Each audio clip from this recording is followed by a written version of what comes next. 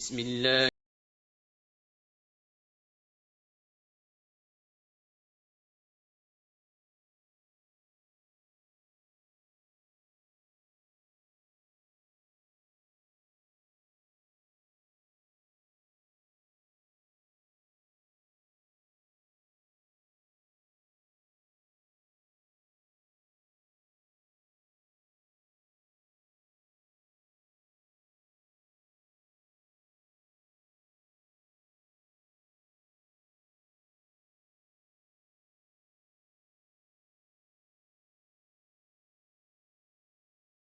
اعوذ بک من همزات الشیاطین واعوذ بک رب ان یحضرون بسم اللہ الرحمن الرحیم الحمد للہ وسلام علی عبادہ الذین اصطفیٰ ولعنۃ الدائمۃ الباقیۃ علی اعدائہم اجمعین من الان الی قیام یوم الدین اما بعد اوصیکم ونفسی بتقوی اللہ وقال علی بن ابی طالب علیہم الصلاۃ والسلام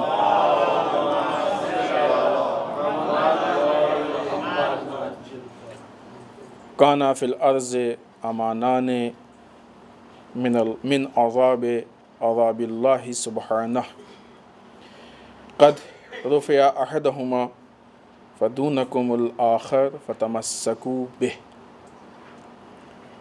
عزیزان محترم، اس پہلے خطبے میں سب سے پہلے اپنے نفس کو اور آپ سب کو تقوی پروردگار کی طرف دعوت دیتے ہوئے،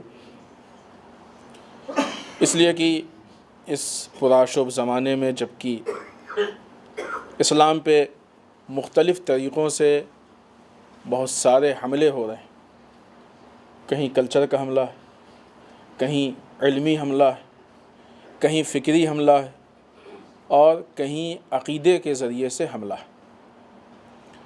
ایسے حالات میں بہرحال انسان کو ایک پناہ چاہیے، ایک ایسا اطمینان بخش راستہ چاہیے کہ جس پہ چلنے کے بعد انسان مطمئن ہو سکے کہ ہم اکثر حملات سے محفوظ ہیں یا حملات ہم تک نہیں پہنچ سکتے، اور وہ راستہ صرف اور صرف نظام اسلام ہے، اسلامی سسٹم ہے، کہ جو اسلام کا واقعی سسٹم ہے۔ اس لیے کہ جو حملے ہو رہے ہیں وہ بھی اسلام کی ہی شکل میں ہو رہے ہیں، اور اس کے لیے جو سب سے اطمینان بخش طریقہ ہے اس کو پرکھنے کا، وہ واقعی تقوی پروردگار۔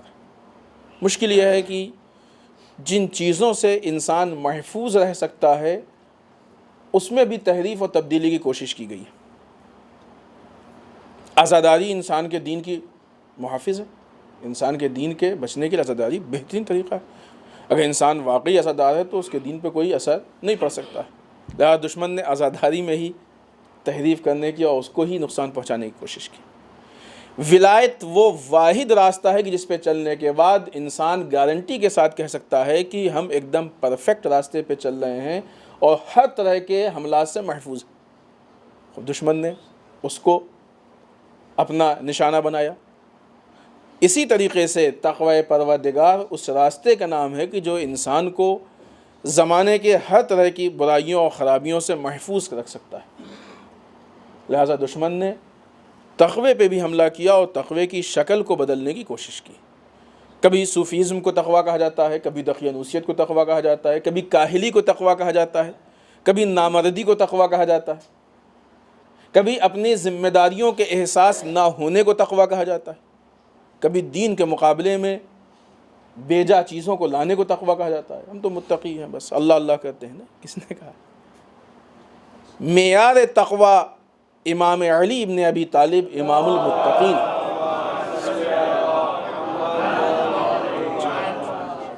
ہم دیکھیں کہ امام علی کا تقوی کیسا تھا۔ امام علی دشمنوں سے جنگ بھی کرتے تھے، دوستوں کی حمایت بھی کرتے تھے، حق کا سپورٹ بھی کرتے تھے، ظالم کی مخالفت بھی کرتے تھے۔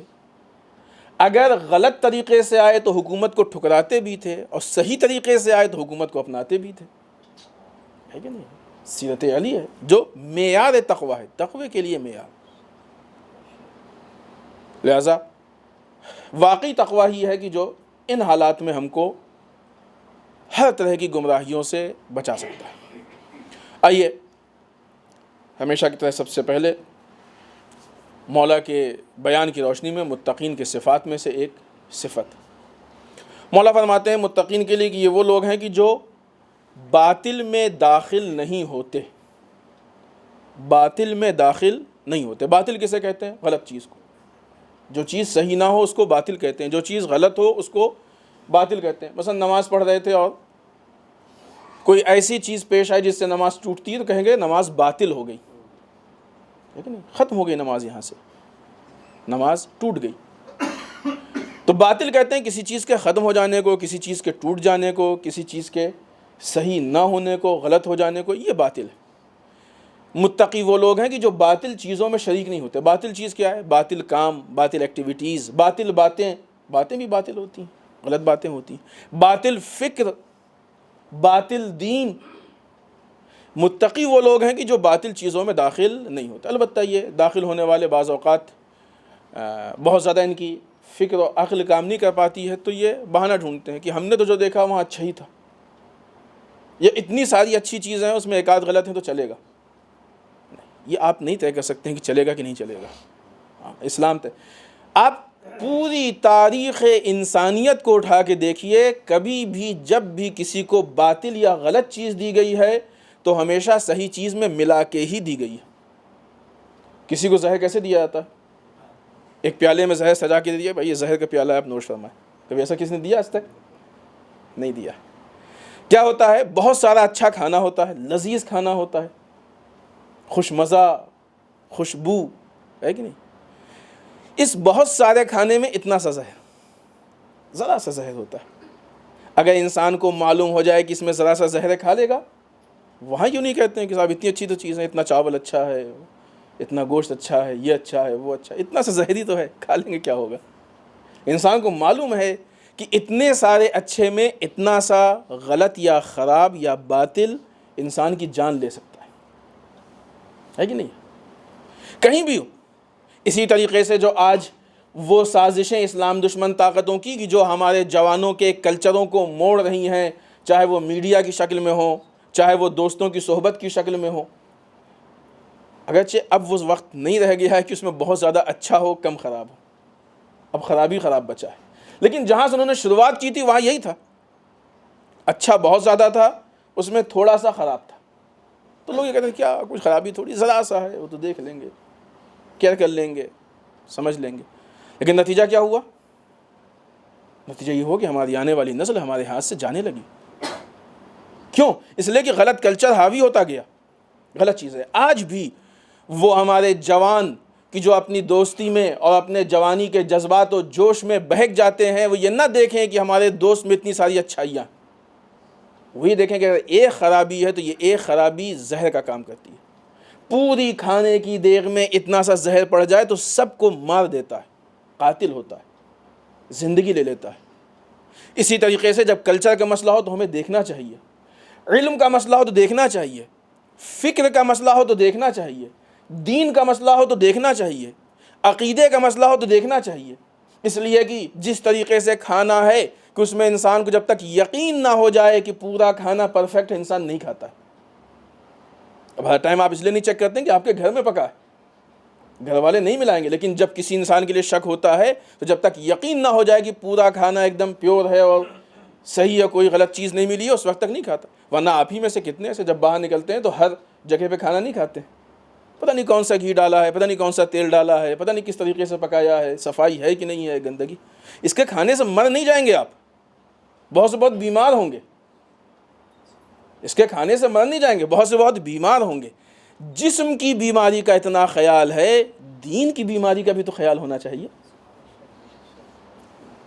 جب ہمارے کلچر کے ذریعے سے، جب ہمارے علم کے ذریعے سے، جب ہمارے دین کے ذریعے سے، جب ہمارے عقیدے کے ذریعے سے جب چیزیں آ رہی ہیں تو ہم کو اس میں بھی سوچنا چاہیے کہ ہم اس جگہ سے، جس طریقے سے کھانا انسان اس جگہ جا کے کھاتا ہے جہاں اطمینان ہو، جو لوگ باہر کھاتے ہیں اس ریسٹورنٹ میں، اس ہوٹل میں کھاتے ہیں جہاں اطمینان ہے، یہاں صفائی کا بھی انتظام ہے، یہاں سامان بھی صحیح ہے، میٹیریل کوالٹی میں بھی کوئی سمجھوتا نہیں۔ ورنہ حتیٰ کہ اگر کسی کے گھر میں انسان کو شک ہو جائے کہ کوالٹی صحیح نہیں کھاتا ہے، بہانہ کر دیتا ہے یا منع کر دیتا ہے۔ اسی طریقے سے جب ہم کو دین لینا ہے تو دین کے مسئلے میں ہم کو مطمئن ہونا پڑے گا کہ ایسا نہ ہو کہ اس تھوڑے سے کھانے یا تھوڑے سے دین کی وجہ سے ہمارا واقعی دین اور واقعی عقیدہ مریض ہو جائے، بیمار ہو جائے کم سے کم، ورنہ مرنے کے بھی خطرے۔ لہٰذا متقی وہ لوگ ہیں کہ جو باطل چیز میں داخل نہیں ہوتے۔ باطل چیز میں داخل ہونے کے لیے کبھی بھی شیطان یہ نہیں کہتا یہ باطل ہے آؤ، ہمیشہ باطل کو اچھا بنا کے پیش کرتا ہے۔ زہر کو کھانے کے دھوکے میں دیا جاتا ہے، اسی طریقے سے باطل کو حق کے دھوکے میں دیا جاتا ہے، بے دینی کو دین کے دھوکے میں دیا جاتا ہے۔ پہچانیں اس کو، ہم مطمئن نہ رہیں کہ نہیں وہ تو بہت اچھی شکل میں ہے، بہت اچھی باتیں ہیں، وہ اچھی چیزیں ہیں، اس لیے نہیں، ہمیشہ غلط اچھی ہی شکل میں آتا ہے۔ دشمنان امام علی علیہ السلام کو اگر آپ تاریخ میں اٹھا کے دیکھیے،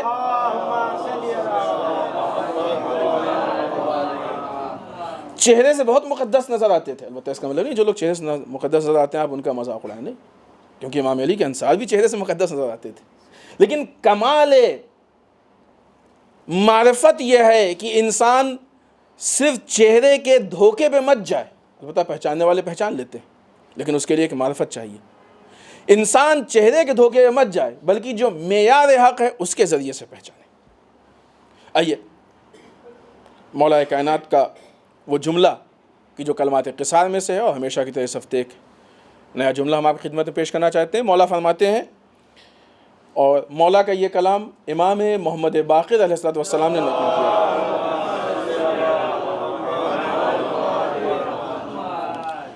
فرماتے ہیں کہ زمین پر عذاب سے بچنے کے دو ذریعے تھے، دو راستے تھے، جن میں سے ایک کو خدا نے اٹھا لیا اور دوسرا بچا ہے کہ جس سے تم متمسک ہو جاؤ، جس سے تم لگاؤ پیدا کر لو، جس سے تم اپنے آپ جس کو اپنے سے جدا نہ کرو۔ جس کو خداوند متعال نے اٹھا لیا ہے وہ ذات رسول خدا صلی اللہ علیہ وآلہ وسلم،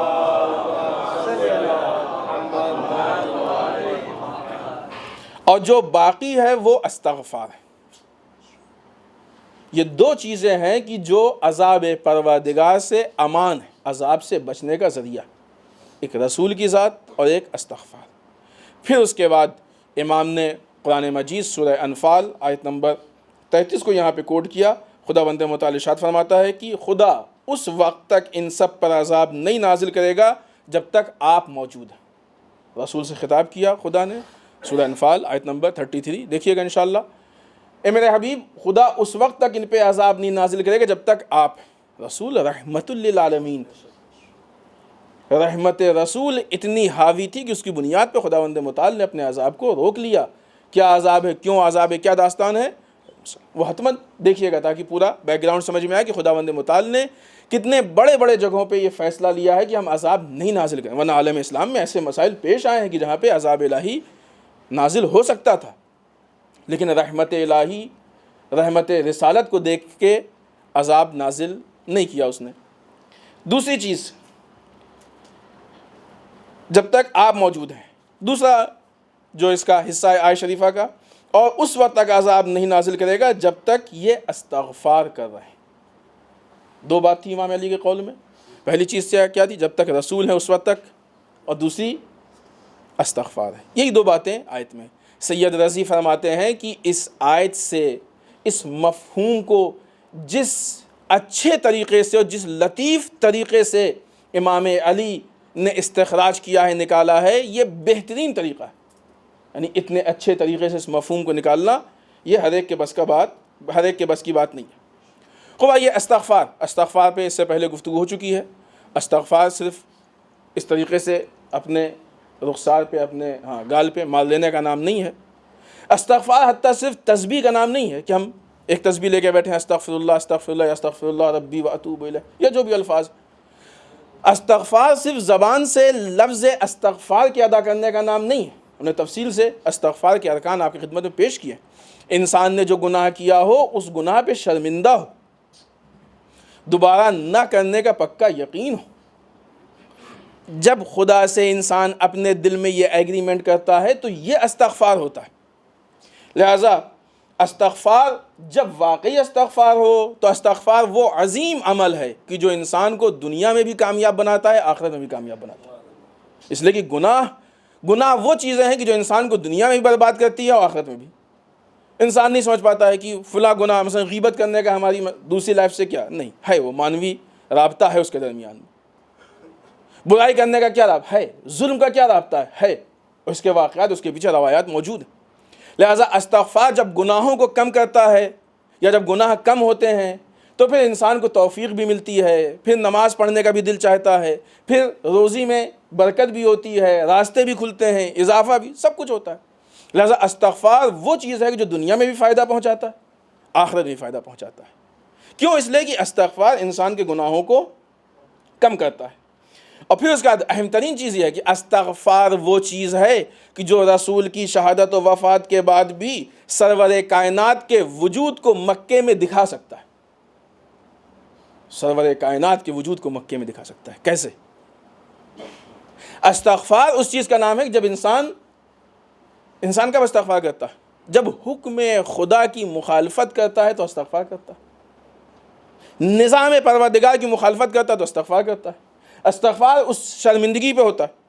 اب جب انسان نے استغفار کیا اور استغفار کرنے کی بنیاد پہ اپنے آپ کو اس سے نکال کے اپنے آپ کو نظام اسلام کے حوالے کر دیا، اسلام کے ولایت کے حوالے۔ یہ اسلام کہاں سے ملا ہم کو؟ یہ اسلام سیرت رسول سے ملا ہے۔ اسلام یعنی سیرت رسول۔ بسم اللہ الرحمن الرحیم، لقد کان لکم فی رسول اللہ اسوۃ حسنہ، ہم نے تمہارے درمیان ذات رسول کو بہترین نمونہ عمل بنا کے بھیجا۔ استغفار ہم کو، جب ہم سیرت رسول سے الگ جا چکے ہوتے ہیں تو ہم کو سیرت رسول پہ واپس لے آتا ہے۔ در واقع رسول کا ایک جسمانی وجود تھا کہ جو آپ کی وفات و شہادت کے بعد اس دنیا سے رخصت ہو گیا۔ رسول کا ایک حقیقی وجود ہے جو رسول کے سیرت کا وجود ہے، جو رسول کی تعلیمات کا وجود ہے، جو رسول کے نظام کا وجود ہے۔ استغفار ہم کو رسول کے اس وجود سے ملا دیتا ہے، اور استغفار رسول کے اس وجود کو ہمارے درمیان ایک مرتبہ پھر لے آتا ہے۔ تو استغفار میں وہ طاقت ہے کہ جو رسول کے حقیقی وجود سے ہماری ملاقات کروا دیتا ہے۔ لہٰذا آج کے زمانے میں جب کہ ہم چاہتے ہیں کہ رسول سے ملے، اور جب یہ انسان سیرت سے ملتا ہے تو پھر رسول اپنی نظر کرم اس پہ کرتے ہیں۔ آپ دیکھیں نا کہ وہ لوگ کہ جو اتنے شقی تھے اور اتنے مخالفت کرنے والے تھے، رسول نے ان پہ نظر کرم کی، تو ان کے رسول کے چاہنے والے ہیں۔ لہٰذا اگر استغفار کے ذریعے سے ان گناہوں کو، آپ دعائے کمیل ہر شب جمعہ کل بھی انشاءاللہ آپ نے حتماً پڑھی ہوگی، انشاءاللہ پڑھیں گے اس کے بعد، اس میں دیکھیں خداوند متعال نے کتنے گناہوں کا ذکر کیا ہے کہ پالنے والے وہ گناہ کی جو مثلا نعمتوں کو دور، فلاں وہ گناہ جو وہ گناہ، یہ قسمیں ہیں گناہوں کی، گناہوں کی تاثیر ہے۔ استغفار جب ان گناہوں کو ختم کر دے گا تو وہ ساری رکی ہوئی نعمتیں اور رحمتیں ہم تک آ ملیں گی۔ لہٰذا ہم استغفار کے ذریعے سے ایک مرتبہ پھر رسول کی پناہ میں واپس جا سکتے ہیں۔ بسم اللہ الرحمن الرحیم، انا اعطیناک الکوثر فصل لربک وانحر انا شانئک ھو الابتر۔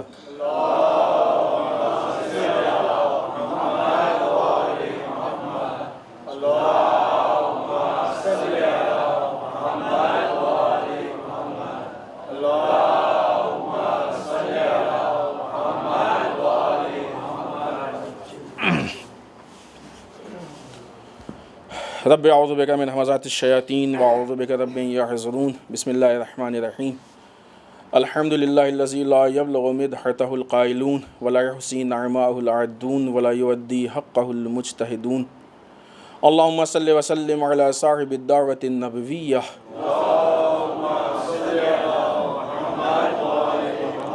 وصولۃ الحیدریہ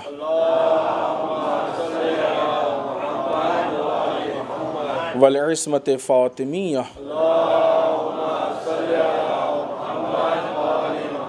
والحلم الحسنیہ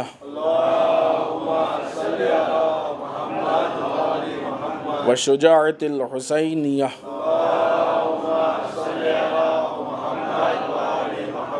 والعبادت السجادیہ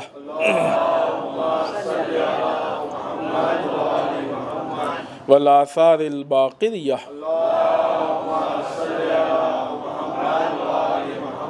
والمأثر الجعفریہ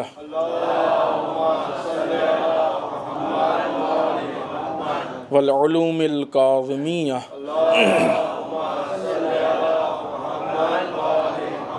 والرضاء الرضویہ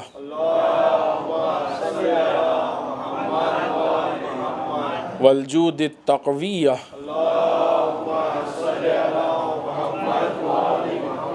والنقاوة النقویہ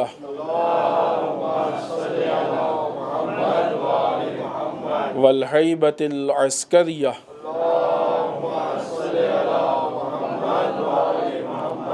والغیبۃ الہیہ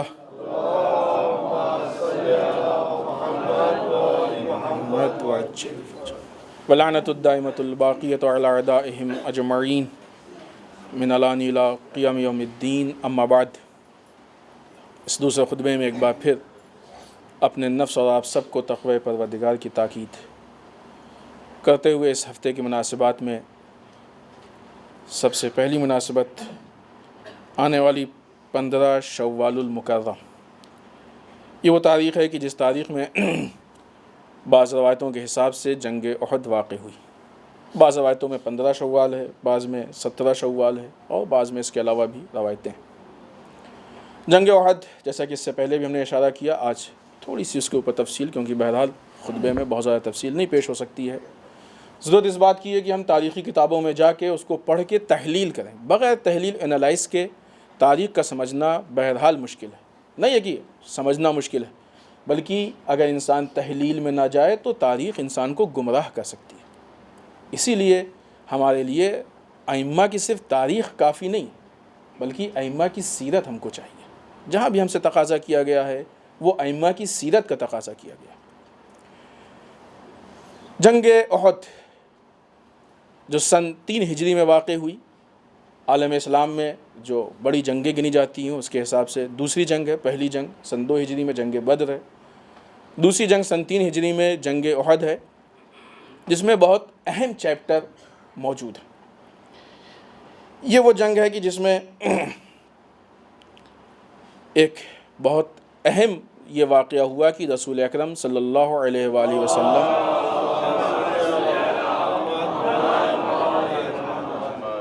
کے دانت اور آپ کی پیشانی زخمی ہوئی. بعض لوگوں نے قرآن مجید نے اس واقعے کو نقل کیا ہے، بعض لوگوں نے اعلان کر دیا کہ رسول اس دنیا سے رخصت ہو گئے، اب اپنے اپنے دین کی طرف واپس پلٹ جاؤ. قرآن نے سوال کیا ایسے لوگوں سے.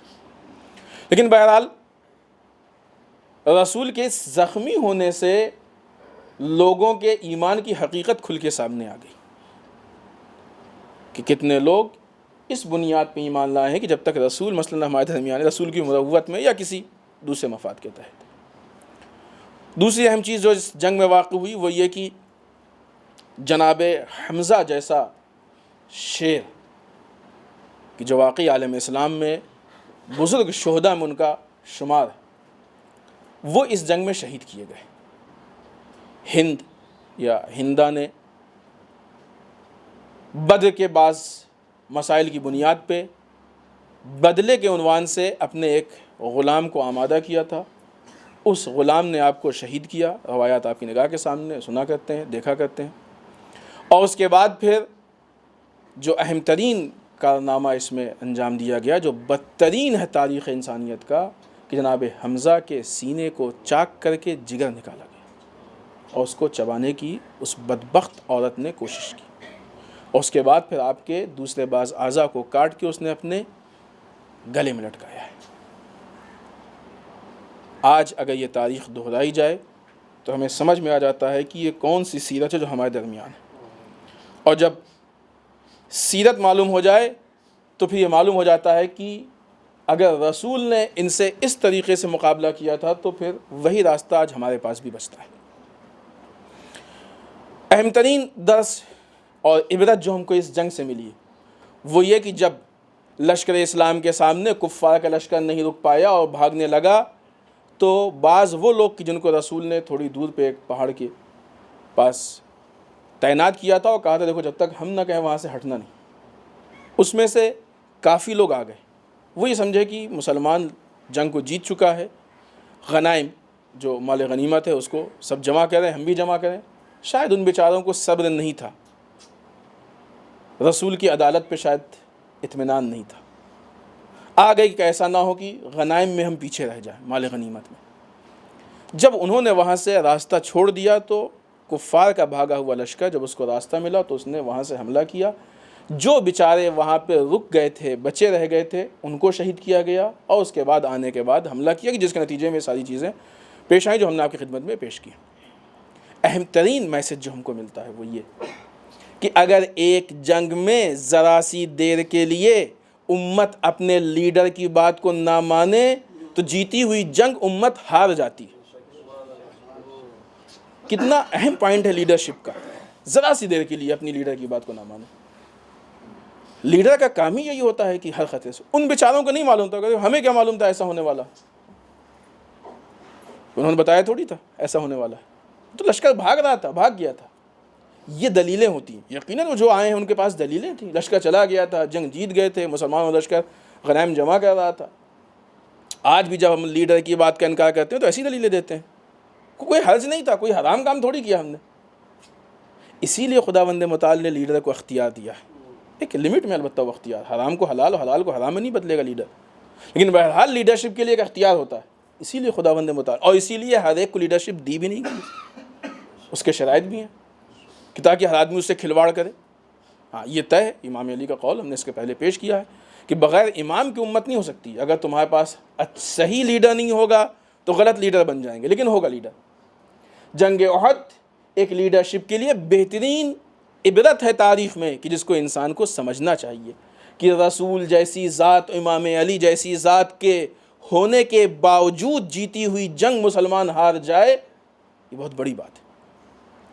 انشاءاللہ یہ وہ عبرت ہے کہ جس سے ہم استفادہ کریں گے۔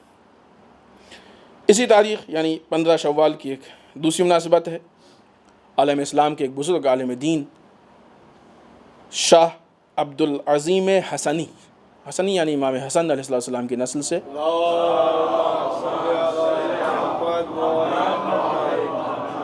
سن 252 یا 255 ہجری میں اسی تاریخ میں آپ کی وفات ہوئی ہے۔ یہ ایک بہت بزرگ عالم دین، اپنے زمانے میں ان کی بڑی شہرت تھی، آج بھی ہے شہرت۔ زہد و تقوی میں بہت مشہور تھے، بہت جلیل القدر عالم تھے، اور ایک بہت بڑے محدث بھی رہ چکے ہیں۔ انہوں نے امام جواد، امام علی نقی علیہ السلام سے بالخصوص بہت ساری حدیثوں کو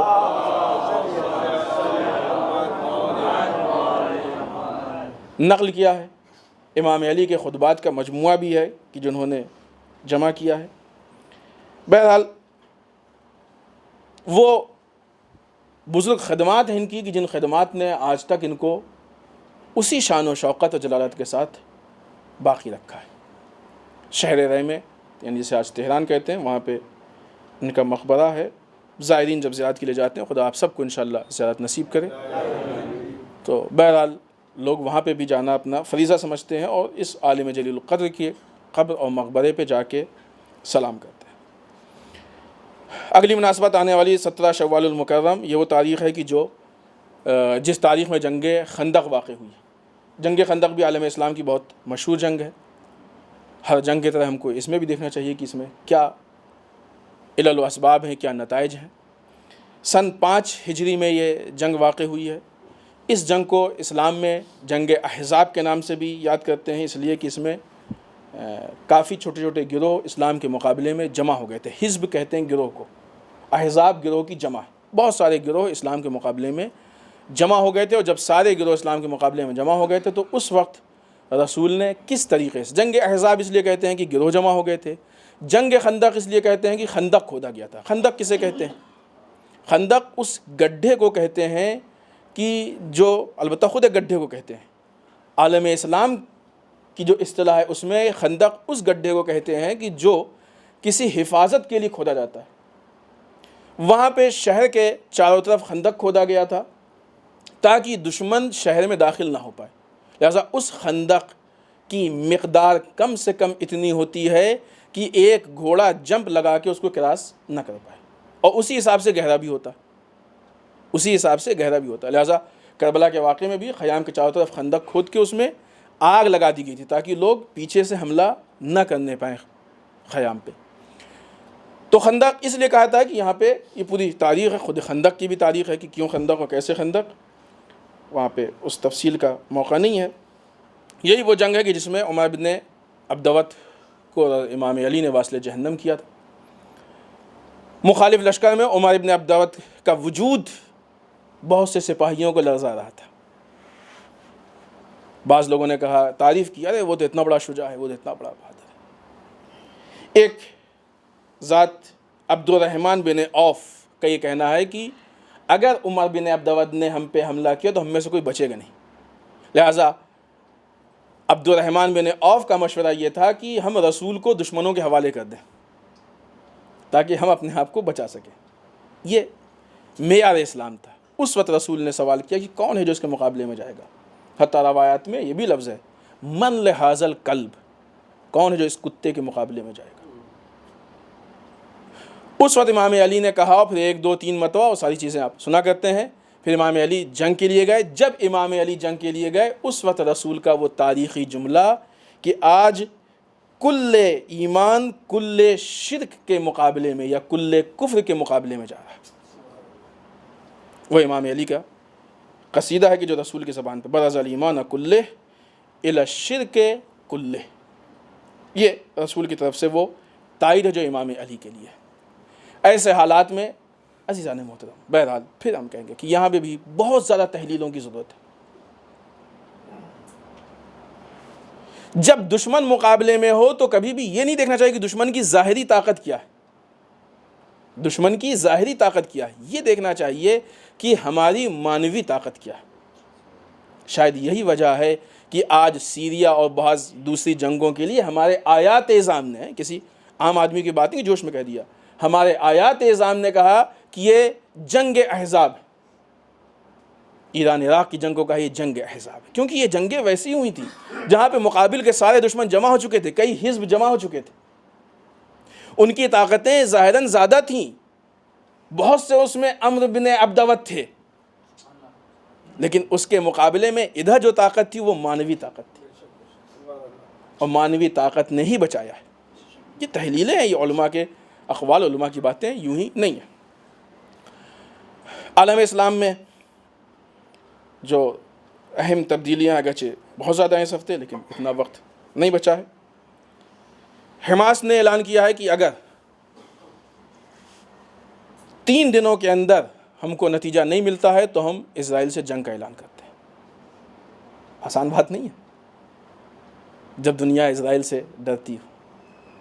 اگر آپ دیکھیں تو ادھر اگرچہ اسرائیل شروع سے ہی بے انتہا مظالم کر رہا ہے، اس میں کوئی شک نہیں، جتنا کر پا رہا ہے کر رہا ہے، لیکن ایسے جانے محترم کسی چیز، کسی گناہ، کسی برائی کا تکرار اس برائی کرنے والے کے دل کو مار دیتا ہے. کوئی بھی گناہ کرنے والا، شرابی جب شراب پینا شروع کرتا ہے پہلے چھپا کے پیتا ہے، لیکن آہستہ آہستہ جب اس کا دل مر جاتا ہے تو علل اعلان پینے لگتا ہے، کھلم کھلا پینے لگتا ہے. غیبت کرنے والا ایسے ہی، جوا کھیلنے والا ایسے ہی، ٹھیک ہم کرتے ہیں، کیا کسی کو پرابلم؟ کیوں؟ اس کا دل مر گیا. پہلے اسرائیل کی یہ کوشش تھی کہ اس کے ظلم کو میڈیا لوگوں کے سامنے عیان نہ کرے، وہ قتل عام کرتا رہے اور چھپا رہے. ابھی آپ نے دیکھا ہوگا ایک کلپ چل رہی ہے، واٹس ایپ پہ بھی لوگوں کے پاس گھوم رہی ہے، فیس بک پہ بھی گھوم رہی ہے، بہت ساری جگہوں پہ گھوم رہی ہے، جہاں پہ اسرائیل کی طرف سے یہ اعلان ہوا کہ ہم وہاں پہ پبلک کو مار رہے ہیں، اسکولوں کو مار رہے ہیں، یہ تم کو ہم بتانا چاہتے ہیں، اس چیز کو تم سن لو. آسان نہیں ہے اس طریقے سے میڈیا کے سامنے آ کے، ہے پوری، آپ سنیے گا انشاءاللہ، اس لہجے کو سنیے گا، اس انداز کو سنیے گا تو احساس ہوگا کہ کتنے دیدہ دلیری کے ساتھ اس ظلم کو انجام دے رہا ہے، اور دنیا کے سامنے آ کے اقرار ہو رہا ہے اس کا. اس کے باوجود بھی کوئی بولنے والا نہیں. ہم مار رہے ہیں، عوام کو مار رہے ہیں، ہم پبلک کو مار رہے ہیں، ہم اسکولوں کو مار رہے ہیں. آپ کو نہیں معلوم تو ہم بتا رہے ہیں، آپ کو خبردار ہو جائیے. اگر کسی کو ضرورت تو بتائیے گا، ہم آپ کو بھیجیں گے انشاءاللہ، اس کا لنک بھیجیں گے. یعنی اب اس حد تک اس کو اطمینان ہو گیا کہ ہمارے ظلم کے اقرار کے باوجود بھی ہمارے مقابلے میں کوئی نہیں آئے گا. ہم یہ سوچ کے نہ بیٹھ جائیں کہ یہ مسئلہ اسرائیل اور فلسطین کا ہے. آج ہر کچھ دن پہ ہندوستان کے اندر ISIS کی آواز کا اٹھنا اس بات کی دلیل ہے کہ اسرائیل کے اثرات یہاں موجود ہیں. اکنامیکل حساب سے اسرائیل کافی حد تک پھیل چکا ہے. ایک چیز جو ہم نہیں کہنا چاہتے لیکن بات آگے، لہٰذا بہت ہی اختصار سے آپ کے سامنے ہم پیش کر دیں. آج دنیا میں فیشن ہے، آج دنیا کے اکثر ممالک اپنی ملٹری ٹریننگ کے لیے اپنے جوانوں کو اسرائیل بھیجتے ہیں. کیوں؟ اس لیے کہ وہاں پہ بہت ایڈوانس ٹریننگ ہوتی ہے. ٹھیک ہے. پھر ایڈوانس ٹریننگ کے بعد ہم دنیا سے محفوظ رہیں گے. ہاں دنیا سے محفوظ رہیں گے لیکن اسرائیل سے نہیں محفوظ رہیں گے. اس لیے کہ ٹریننگ تو اسی نے دی ہے. مشہور ہے نا کہ وہ بلی نے شیر کو سب کچھ سکھایا لیکن پیڑ پہ چڑھنا نہیں سکھایا. اب حقیقت ہے کہ نہیں ہے لیکن جو اصل مسئلہ ہے وہ ہمارے کام کا ہے. اسرائیل بھی اگرچہ یہاں پہ بلی اور شیر کی مثال ہے لیکن وہاں الٹی ہے. شیر بلی کو سکھا رہا ظاہراً ان کے حساب سے مادی اعتبار سے. ایک تو وہ آپ کو اتنا نہیں سکھائے گا کہ جتنے میں آپ اس کے مقابلے میں نہ آ سکیں. ایک دوسرے آپ کے پاس جو بھی ٹیکنالوجی ہوگی اس کا سب کا علم اس کے پاس ہوگا. اس تحلیل کی ضرورت ہے, تفصیلی تحلیل کی ضرورت ہے. اور اہم ترین چیز یہ ہے کہ جب یہ لوگ جاتے ہیں, کتنے ایسے واقعات آئے ہیں میڈیا میں بھی آئے ہیں, جب یہ لوگ جاتے ہیں تو ان میں سے کتنے ایسے ہیں کہ جو وہاں جانے کے بعد یا رک جاتے ہیں یا اسرائیل کے جاسوس بن کے آپ کے ملک میں واپس آتے ہیں. آپ کی فوج میں, ملٹری میں کسی ملک کا جاسوس ہو, کم بات نہیں ہے, بہت بڑی خیانت ہے. یہ ہوتا ہے کہ نہیں ہوتا ہے؟ آج اس اعتبار سے اکنامیکل سسٹم کے حساب سے اتنا قبضہ ہے کہ آپ دیکھیے بڑی آسانی سے کسی نے اعلان کر دیا کہ ہم کو مثلا 5 لاکھ ایسے جوان چاہیے کہ جو ISIS کی پیروی کریں. یہاں جوان اٹھ کے چلے جا رہے ہیں, ISIS کی ٹی شرٹ چھپوا کے جوان پہن رہے ہیں. ہندوستان میں ہو رہا. یہ چیز اب چھپی نہیں رہ گئی کہ ISIS اسرائیل کی ہی افراد ہیں, انہی کے ناجائز اولاد. ہندوستان میں اتنے بڑے پیمانے پہ ISIS کا سپورٹ, یہ اس بات کی دلیل ہے کہ اسرائیل ہندوستان میں اپنے اثرات رکھتا ہے اور خدا نہ کرے ہندوستان کو بھی برباد کرنا چاہتا ہے. ہمیں ان خطرات کی طرف آگاہ ہونا چاہیے. اس کے علاوہ ایک اہم ترین چیز, البتہ یہ خود تحلیل بہت آگے تک ہے لیکن وقت نہیں ہے. آپ نے سنا ہوگا, ہم نے اشارہ کیا تھا اس سے پہلے, نائجیریا میں یوم قدس کے موقع پہ بے گناہوں کو مارا گیا, 30 یا 33 لوگ شہید ہو گئے, جس میں وہاں کے ایک بہت مشہور عالم دین امام جمعہ شیخ ابراہیم زگزائی کے 3 بیٹے شہید ہوئے. آج دنیا میں ہر حق پسند ان کا سوگ منا رہا ہے. مختلف جگہوں پہ ان کے اثار ثواب کی مجلسیں, جلسات, پروگرامز ہو رہے ہیں تاکہ ہم اس بات کا اعلان کر سکیں کہ ہم مظلوم کے ساتھ ہیں. اس لیے کہ شہید ہونے والے بھی اسی لیے شہید ہوئے ہیں کہ انہوں نے مظلوم کے ساتھ ہونے کا اعلان کیا. انہوں نے ظالم کی مخالفت کی تھی, مظلوم کا ساتھ دیا تھا. اس شہادت سے ہم کو یہ معلوم ہوا کہ صرف یہ مظلوم کی حمایت ہی ظالم کو ہلا دیتی ہے, ورنہ اگر ظالم کے لیے نقصان دہ نہیں ہوتی تو وہ لوگ ان حمایت کرنے والوں کو کچھ نہ کرتے. ان کو مارنا اس بات کی دلیل ہے کہ اگر ہم مظلوم کی حمایت کرتے ہیں, ظالم کی مخالفت کرتے ہیں, تو یہ ہماری مظلوم کی حمایت اور ظالم کی مخالفت یہ خود ظالم کے خلاف اعلان جنگ ہے, چاہے ہم صرف زبان سے کہہ دیں. اور اگر یہ واقعی اعلان جنگ ہے تو اسلام اسی کی طرف ہم کو دعوت دینا چاہتا ہے. لہذا اسلام کی نگاہ میں جو واقعی مذہب ہے, جو واقعی نظام ہے, جو واقعی تقویٰ ہے, وہ تقویٰ ہم کو ہاتھ پہ ہاتھ رکھنے کو نہیں کہتا ہے, بیٹھنے کو نہیں کہتا ہے.